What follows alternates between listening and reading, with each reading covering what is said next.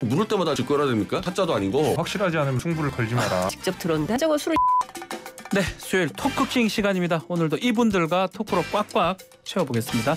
변희재 미디어워치 대표, 장윤선 정치전문기자, 김재섭 국민의힘 도봉갑 당협위원장 함께합니다. 안녕하십니까? 네, 안녕하세요. 안녕하세요. 도봉구에서 온 김재섭입니다. 네, 김재섭 위원장님 반갑고요. 자, 제1야당 대표 또 전임 정권 향한 검찰발 사정정국 이렇게 표현을 하고 있습니다. 또 그래서 시정연설을 했는데도 불구하고 민주당은 보이콧을 한 상황이고요. 급격히 정치권 얼어붙었다고 표현할 수 있는데 현재 정치권 상황 세 분 다 한번 들어보고 본격적 얘기를 하겠습니다. 이거는 제가 정권 출발할 때부터 그 말씀을 드렸었는데 네. 이미 대선 때 나왔던 이 부정 의혹들 양 후보 다 이걸 쌍특검 혹은 원특검으로 다 해결하지 않으면 네. 결국 이런 사태 올 거다. 왜냐하면 승자가 이제 패자를 수하는 격이 돼버렸기 때문에 그렇죠. 네. 패자 쪽에서는 받아들일 수가 없는 거거든요. 이건 이재명 대표가 설사 죄가 있다 하더라도 그러면 왜 윤석열 쪽에 장모나 김건희 여사 쪽은 왜 안 하냐 이런 네. 공정성 문제가 필연적으로 터지기 때문에 결국 정국이 충돌하게 된 거죠. 예.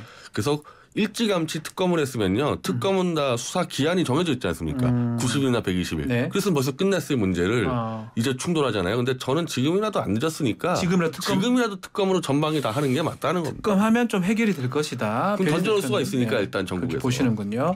그러면 장윤선 기자님하고 김재섭 위원장 얘기 한번 들어볼게요. 근데 저는 특검도 특검이지만 어쨌든 이제 현안에 대한 수사보다 제일 네. 심각한 문제는 정치의 실종인 것 같습니다. 그러니까 이제 야당 탄압이라고 하는데 국민의힘 쪽 취재를 좀 해보면, 그러니까 얼마 전에 이제 민주당에 대한 압수수색이 국감 중에 있었잖아요. 근데 조만간 5년 후에는 국민의힘 당사도 저렇게 하겠구나. 그럴 가능성이 있습니까? 그런 우려를 이제 국민의힘 관계자들이 얘기를 하고 있는데요. 예. 무슨 얘기냐면, 그러니까. 한겨레 신문에 이제 성한용 기자가 쓴 칼럼에 이런 얘기가 나와요. 이명박 박근혜를 잡아넣은 것은 문재인이 아니고 검찰이었다. 그러니까 무슨 얘기냐면 지금은 검찰 독주 시대라는 것이죠. 그러니까 여도 야도 언제 누가 어떤 혐의로 어떻게 잡혀갈지 모르는 이런 상황이 돼버린 거라는 인식을 이제 하기 시작한 것 같아요. 네. 그러니까 큰 틀에서 보자면 이제 검찰이 정권을 갖고 그리고 필요할 때마다 언제든지 수사의 칼날을 들어서 목을 벨 수 있는 이런 상황이 돼버렸기 때문에 지금은 정치가 없는 그런 시대가 됐다. 이것에 대해서 여도 야도 모두 걱정하고 우려하는 이런 상황인 것 같습니다. 우리 여당에 있는 김재섭 위원장님 어떻게 네. 보십니까? 아니 물론 당연히 정치의 영역이 점점 좁아지는 거는 저도 이제 우려가 되는데 변희재 대표님 말씀하신 것처럼 이번 민주당이 시정연설에 대해서 보이콧을 하는 것에 관해 가지고 네. 수사와 관련된 이재명 대표를 향한 수사를 멈춰라 이런 얘기를 하면 차라리 그렇게 솔직하게 얘기했으면 그러니 했겠어요. 네. 근데 이 보이콧을 하면서 들었던 피켓 내용들 보면 그리고 보이콧했던 민주당 의원들의 이야기를 들어보면 종북 주사파와는 협치 안 된다라는 얘기 발언, 내지는 네. 과거에 XX 발언 네. 그거를 명분으로 삼았거든요. 네. 그러니까 솔직하지 못한 거죠. 사실은 이재명 대표를 향한 수사를 못 믿겠다. 특검 좀 받아달라 이 얘기를 하고 싶은 건데 사실 그 얘기를 꺼내기는 조금 민주당 입장에서 민망했는지 네. 그 얘기를 안 꺼냈다라는 거거든요. 근데 언론 보도에도 많이 나왔습니다만 민주당, 진보, 좌파 모두 협치의 대상이지만 네. 종북 주사파는 아니다 이거였거든요. 근데 갑자기 종북 주사파를 민주당으로 동치시킨 다음에 우리랑 협치할 의지가 없느냐라고 윤석열 대통령한테 따져 묻는 것은 사실은 보이콧을 하기 위한 보이콧이라고 보고 보이콧이고 정치의 공간이 사라지는 것에 대해서 저도 우려스럽지만은 민주당 역시도 여기에 대한 의지가 없다라는 것이 사실 이번 보이콧을 통해 확인할 수 있는 바였습니다. 자, 이제 보이콧은 돼 있고 근데 중요한 거는 지금 정치자금법 수사 같아요. 일단 돈 흐름을 보니까 정민용부터 유동규, 김용 이렇게 시작은 남욱, 정민용, 유동규, 김용 이렇다고 하는데 일단 유동규까지 갔던 거는 지금 어느 정도 확인이 되는 것 같은데 유동규에서 김용까지 간 거는 지금 진술만 있고 물증 같은 건 없는 것 같습니다. 아니 근데 사실은 유동규까지 간 것도 본인 주장이지 본인이 얘기했기 때문에. 그러니까 이게 이 특검과 검찰 수사의 가장 큰 차이가 특검은 딱 법적으로 수사 날짜가 정해져 있으니까 그렇죠. 그걸로 끝내서 기소하면 끝나는 문제인데 이 검찰 수사로 넘어가 있다 보니까 지금 유동규 구속되고 한참 6개월, 7개월 넘어서 예. 진술이 바뀌는 거 아닙니까? 예.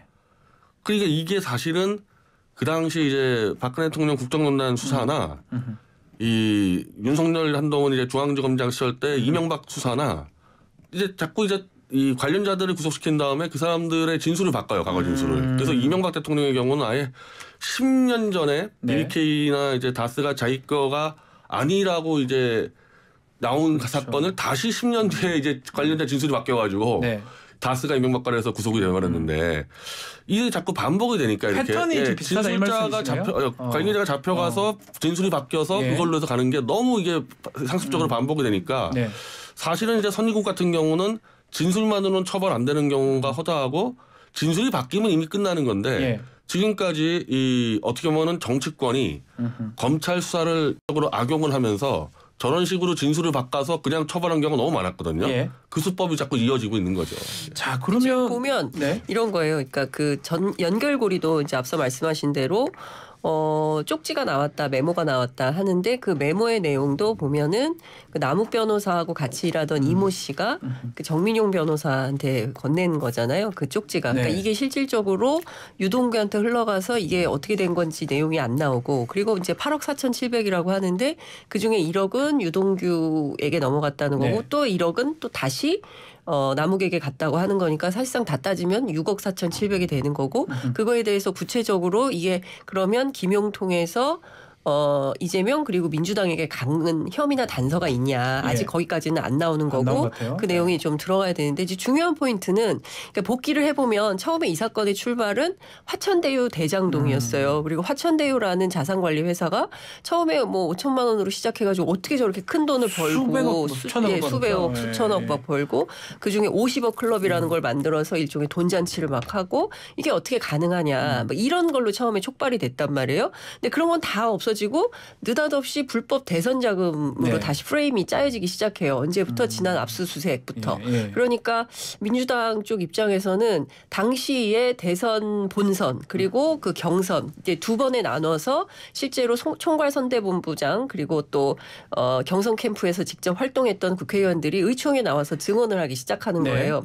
우선 우상호 총괄선대본부장은 내가 다 사인했다 대선 자금. 그리고 그때 당시 후원금이 너무 많이 들어와가지고 도로 돌려줬다.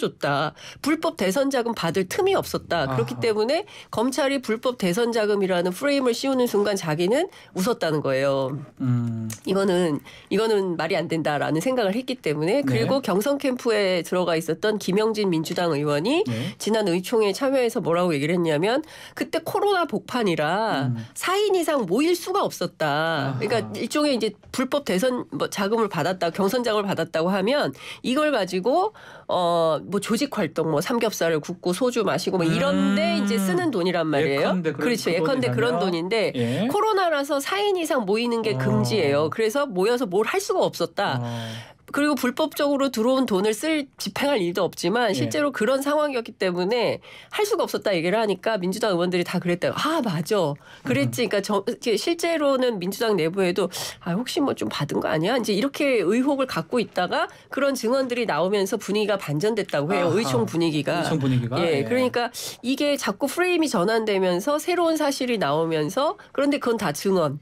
그다음에 이제 진술에 의존하고 있기 때문에 이게 수사에 탄력을 받을 수 있을까? 그리고 또 누가 잡혀? 김용 다음은 정진상 다음은 이재명 대표. 뭐 이렇게 수순이 정해져 있다는 거 아닙니까? 그러니까 많은 의심을 하게 되는 거죠. 일단은 영장이 나왔자 그럼에도 뭐 구속영장까지 압수수색영장, 구속영장 나왔다는 거는 법원에서 어느 정도 그걸 인정했다고 봐야 되는 거 아닙니까? 그러니까 이게 지금 이제 민주당에서는 계속 유동규의 진술만 가지고 이 수사가 온전히 이루어지고 있다라고 이야기를 하는데 사실은 그렇지가 않습니다. 이게 왜냐하면 언론 보도에서 나온 내용이지만 2013년에 미래 신도시 그 개발 관련돼서 당시에도 남욱과 유동규 이 두 팀이 술 접대를 했다라는 거 아닙니까? 정진상과 김용에게.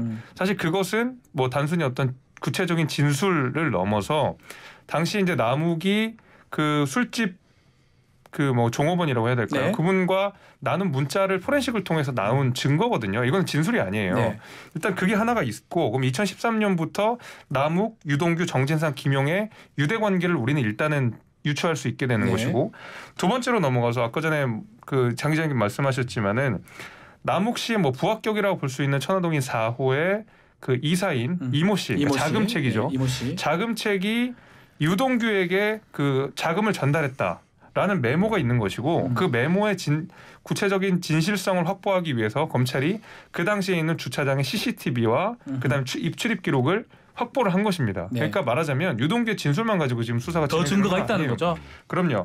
그리고 김용을 제외하면 나머지 모든 당사자들의 증언이 일치하고 있는 점. 네. 이런 것들도 사실은 우리는 구체적 물증 증거는 아니어도 물증 증거에 준하게 신뢰성을 확보할 수 있는 전 증거라고 보고 있거든요. 네. 자, 이런 면에 있어서 단순히 유동규의 말로만 가지고 이 수사가 진행된다고 하는 것은 민주당이 믿고 싶은 바고요. 실제로 이제 구체적인 증거들이 드러나고 있다라는 말씀을 드리면서 경선 자금이 지금 결국에 그 검찰이 적시하고 있는 건 네. 불법 자금 중에서도 특히 경선 때 쓴 것 같다라는 얘기인 거잖아요.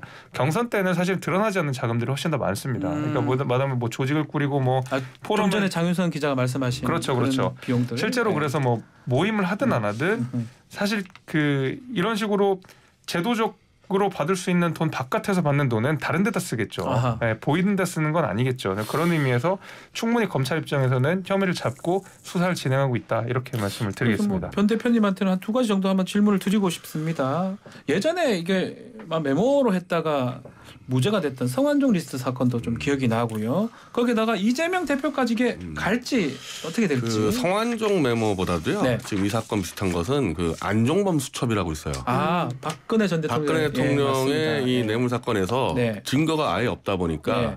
안종범 수첩이 있는데 안종범 수첩이라는 게 아마 이 시청자들은 청와대 때 박 대통령이 지시한 거를 메모한 수첩인 줄 알고 있을 텐데 그렇게 많은 분들이 알고 있습니다. 그게 있고 검찰에 끌려가기 전에 만들어낸 나중에 쓴 본인이 나중에 사후에 쓴 수첩이 있는데 실제로 안종범 씨가 현장에서 직접 쓴 수첩은 증거 가치가 전혀 없었고 내용이 없었기 때문에 나중에 쓴 것들에서 증거가 다 나왔다는 건데 이거는 사후에 썼기 때문에 사실상 창작이나 마찬가지 수준이었거든요. 그럴 가능성이 있다는 거죠. 가능성은 아니라 사실 이건 많이 입증이 됐어요. 이거 안 맞는 거야. 이 날짜당 하나도 안 맞고 하나도 안 맞고 이 앞뒤가. 근데 그거 그대로 증거 채택돼가지고 실제로 그걸로 처벌받았습니다. 이 문제가. 뭐 이제 대가성 부분이죠. 그래서 이제 그런 문제들을 뭐 저는 이제 너무 많은 조사하고 저도 약간 관련이 있어서 태블릿 문제로 관련이 있다 보니까 솔직히 이렇게 흘러나오는 검찰 측 이 발로 나온 언론 보도에 나오는 증거 이런 거는요.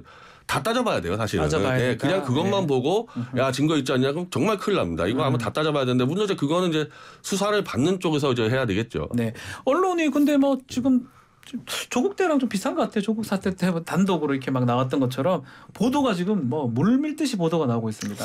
저는 좀 우리 언론인들이 좀 생각을 해볼 필요가 있을 것 같아요. 그러니까 무슨 얘기냐면 이게 문제가 너무 심각하고 피의사실 공표에 대한 이 인권 침해 문제가 많이 제기가 돼서 사실 티타임을 없앴거든요. 그러니까 1차장, 2차장, 3차장 티타임이 없었어요. 그렇죠. 근데 그랬다가 이게 한동훈 장관 시절에 다시 부활을 하게 된 거거든요.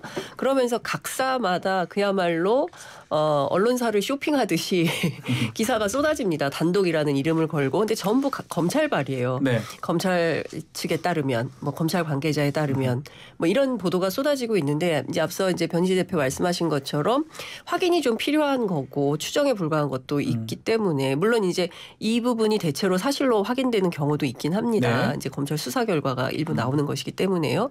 그런데 이것을 무분별하게 받아쓰기를 계속하는 것이 과연 옳은 것이냐에 대한 판단이 좀 필요한 대목이 아닌가 싶고요. 네.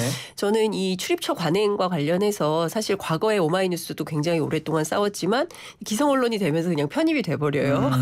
오마이뉴스 네, 예전에 저도 있었고 그리고 초창기에 이 문제로 상당히 세게 붙었었습니다. 그러나 결국엔 기성 언론이 돼버린 것이죠. 그리고 지금도 미디어오늘 그다음에 뉴스타파 그다음에 탐사보도 셜록이 싸우고 있어요. 네. 법원과 검찰을 향해서. 그런데 이제 검찰은 기자단하고 협의해야 된다 이렇게 얘기를 해요. 근데 기자단의 조건이 굉장히 까다롭습니다. 그러니까 법원 출입, 검찰 출입 기자단. 기자가 되려면 거기 기자단에 뭐 6개월 출입하고 몇 명 이상이 몇 개를 돌아야 되고 경찰서는 더 크고요. 그러니까 이런 관행을 깨자고 오래전부터 노무현 정부 때부터예요. 그런데 여태까지 이게 유지가 되고 있는 거거든요.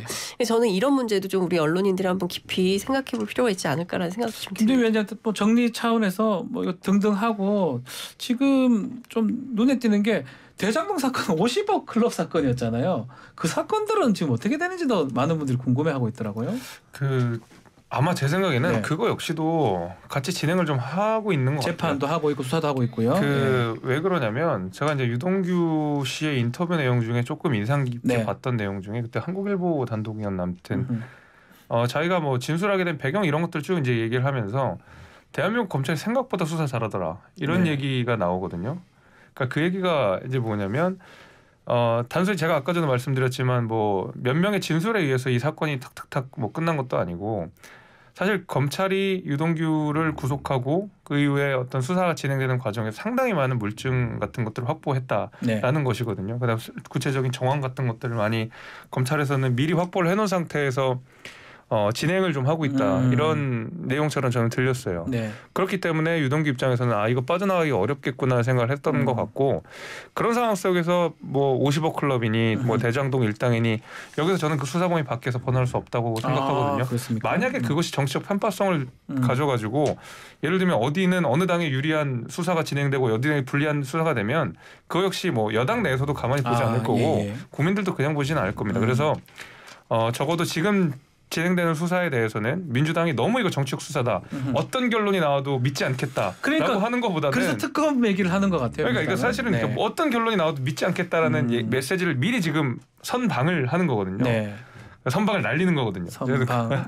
그래서 저는 일단 수사 결과 지켜봐도 괜찮을 것 같다는 말씀을 드리겠습니다. 수사 결과. 한번 그 시청자분들 기억하시면은 이제 국정농단 특검 때 그때 윤석열 대통령하고 한동훈 법무장관이 수사를 했는데 수사 책임자였어요. 그때 아마 기억하실 게 유동규랑 비슷한 말을 한 게 장시호라고.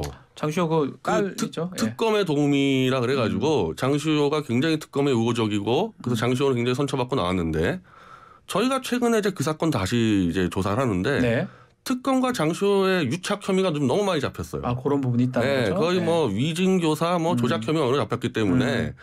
지금 아까 유동규가 얘기했을 때부터 저는 딱 그거 떠오르는 겁니다. 변희 대표님은 그게 떠올랐다는 저는 그걸 거죠. 조사를 하고 있는 사람 입장에서는 그래서 아까 그 수사를 받는 사람이 뭔가 이 검찰이나 좀 가까워서 좀 풀려나고 그런 사람이 검찰 수사 잘한다. 저는 그런 얘기 들을 때마다 한번 조사하고 싶은 생각이 들죠. 자, 그러면 지금 민주당 대응은 잘하는 겁니까? 어제 이제 결국 보이콧하면서 시정연설 듣지도 않고 민주당 하는 대응은 우리 변 대표님 어떻게 보십니까? 아니 아까 우리 김재석 위원장 말씀대로 보이콧의 이유를 좀 압축해서 임팩트 강하게 던져가지고 요구사항을 관철시켜줘야 되는데 이게 흩어졌어요.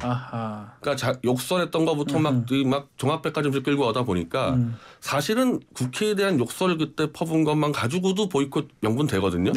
그러면 그걸로 밀어붙이던지 그게 아니면은 이번에 이제 야당 탄압 수사이든지 그걸 밀어붙이던지 해가지고 요구사항을 단순화시켜서 관철을 시켜줄 필요가 있거든요. 근데 이렇게 이 내용이 흩어지면 또 이제 그냥 우야우야 넘어가는.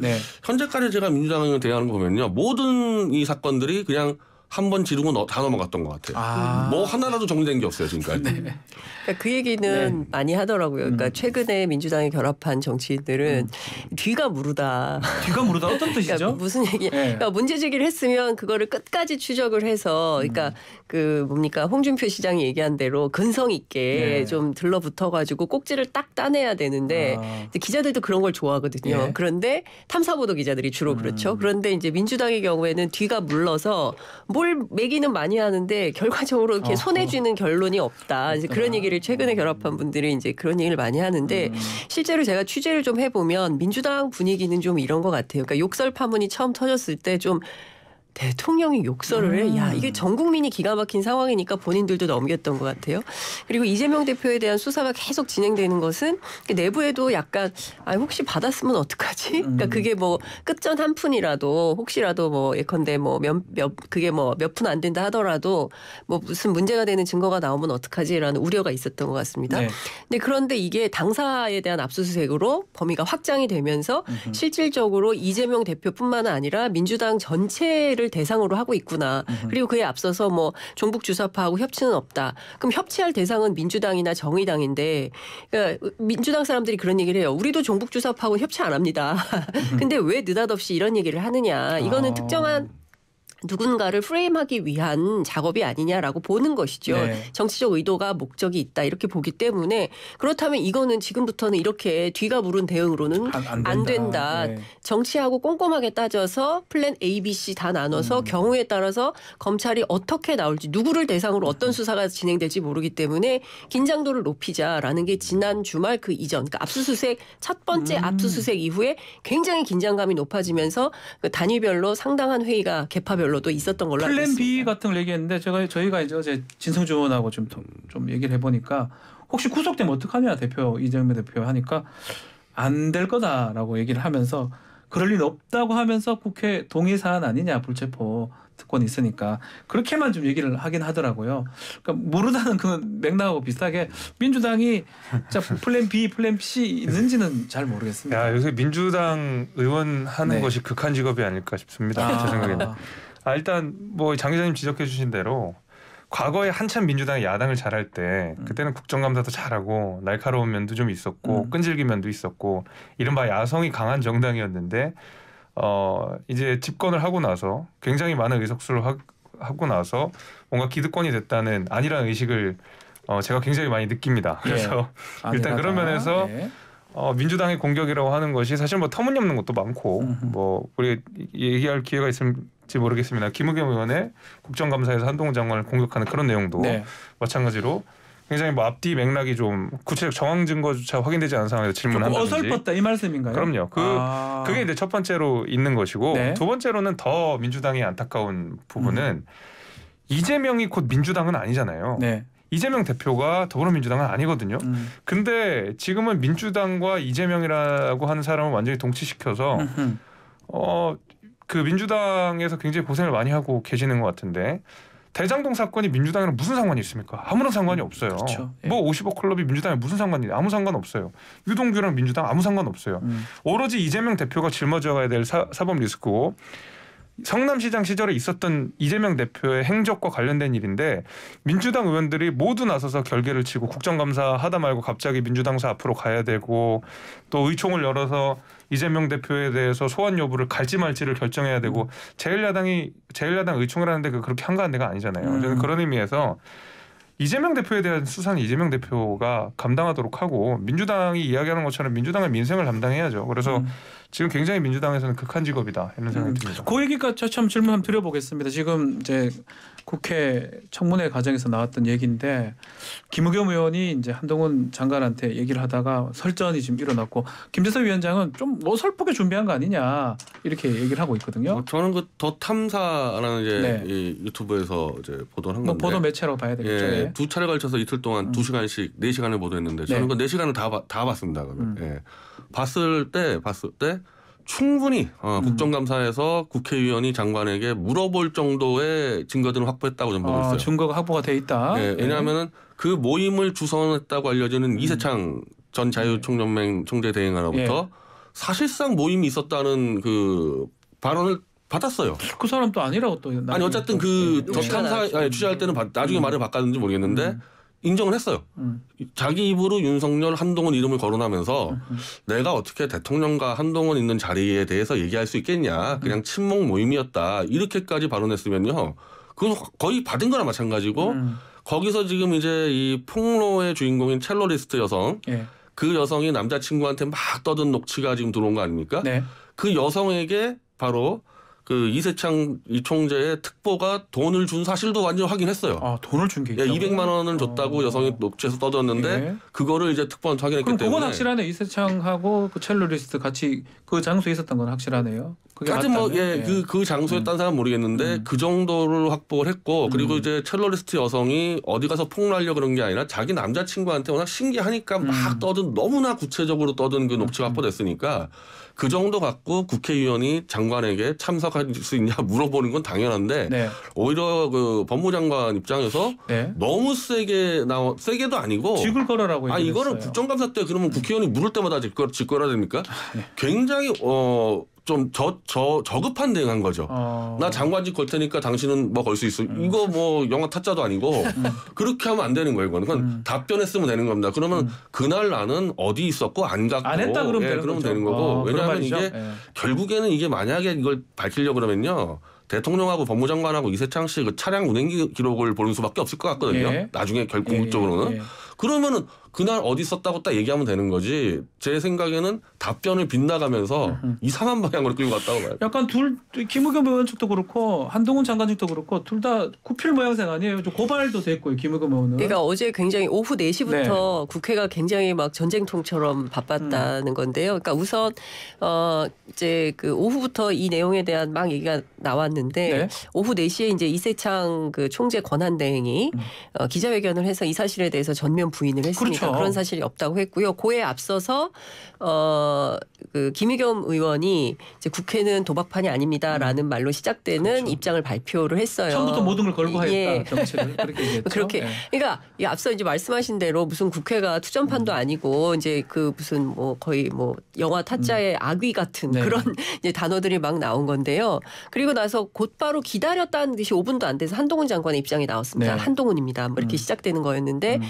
고소고발하겠다는 입장이었어요. 그래서 이 사건은 어찌됐든 법정에서 수사를 통해서 확인될 수밖에 없다. 근데 뭐 이제 앞서 변 대표께서는 정황상 이것은 확실한 것 같다라는 얘기를 하는데 그 가운데 제가 몇 군데 뭐 김앤장 측이나 뭐 등등 확인을 해보면 김앤장 뭐 30명이 모여서 술을 이거는 변호사니까 너무 잘 아시겠지만 그런 김앤장 변호사 30명이 모이기가 쉽지가 않습니다. 그렇죠. 그런데 그 얘기는 하더라고요. 그런데 대통령이 모이라고 하면 모일 수 있지. 술자리는 만들 수 있지만 뭐 제로 콜라만 마신다는 소문도 있지만 그리고 실제로 제가 어제 특수부 그 검사 전직 특수부 검사 중에 이제 한동훈 장관하고 같이 일을 했던 분한테 직접 들었는데 한 장관 술을 진짜 안 한대요. 안 먹는 술을 안 마신다. 그러니까 술을 안 마시지만 술자리는 갈 수 있는 거죠. 그렇기 때문에 여러 가지 가능성은 열려 있다. 다만 그날 국감장에서 마지막 종합국감 법무부 종합국감장이었는데 그날 이제 김의겸 의원이 작정하고 질문을 한 거예요.